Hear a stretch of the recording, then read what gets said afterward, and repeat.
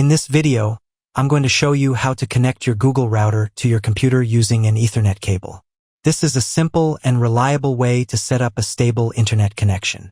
Look for the Ethernet ports on your router, which are usually marked LAN. They're typically found on the back, and you'll often find 2 to 4 of them for connecting various devices.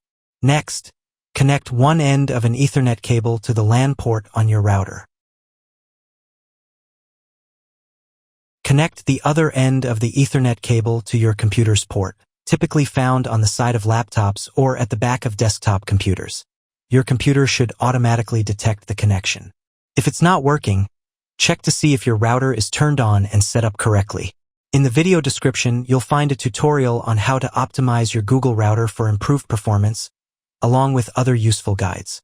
If you found this guide helpful, please give this video a thumbs up, subscribe to the channel, and let us know your thoughts in the comments.